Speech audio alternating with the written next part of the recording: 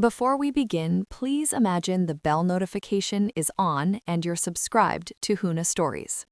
Growing up, my siblings always had a line ready. Every dream I mentioned, my plan to start a small design business, the idea of moving abroad for work, even the writing I did in secret, they would laugh.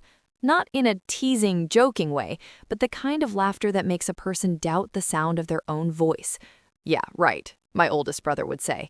And what's that going to get you? My sister would shrug, smirk, and mutter something about being realistic. My parents didn't intervene. Not exactly. They were polite, patient even, but always distracted by the more conventional achievements of my siblings. Grades, sports, internships, promotions. I learned quickly that if I wanted my ideas to survive, I couldn't broadcast them. I had to build quietly. After college, I took a job that seemed unremarkable from the outside, freelance work, small projects, but each one I treated as a stepping stone. I spent nights reading, learning, failing, and starting again. I was meticulous, cautious, relentless.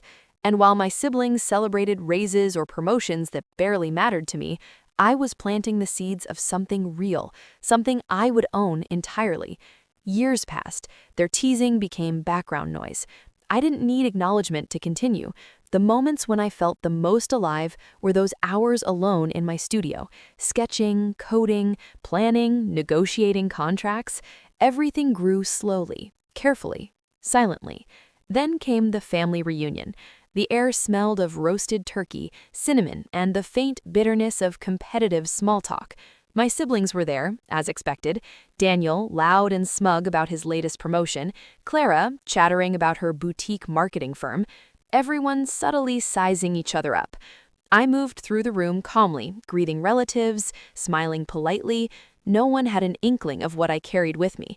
Years of effort, a business quietly worth millions, and a confidence forged from being underestimated.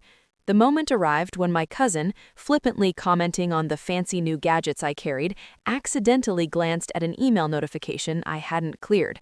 A familiar industry logo and a headline with a number, my company's recent valuation, flashed across the screen. Eyes widened. Silence fell. My siblings froze mid-conversation. Daniel leaned forward, brow furrowed. "Wait, that's your company?" "Yes," I said calmly. "It's been growing steadily." Clara blinked. I thought you were still freelancing." "I was," I replied. Then I scaled. The shift was immediate. Their smirks disappeared. I could see it in their faces. Surprise, disbelief, a twinge of envy they couldn't hide. Years of casual dismissal had prepared them for an easy target. Now there was none. Daniel's voice rose, sharp, almost panicked. "And you didn't tell us? Not even a hint?" "I didn't think it mattered," I said. I wasn't looking for approval. My uncle, usually the moderator of chaos, slammed his hand lightly on the table, spilling a glass of juice in frustration. "This is unexpected." Daniel stood abruptly, pacing, muttering about luck and timing. "All this time and you just kept quiet?" I didn't need to add more. I didn't boast. I didn't gloat. My presence, calm and composed, said everything my words never had.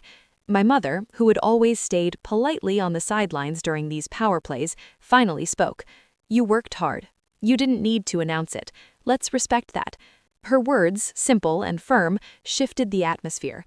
No shouting, no tears, no public confrontation, just acknowledgement, the kind that sticks.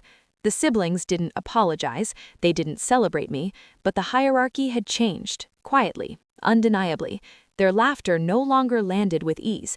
The underestimation that had defined my childhood had evaporated. By the end of the evening, as the reunion wound down, I slipped away from the kitchen unnoticed by most.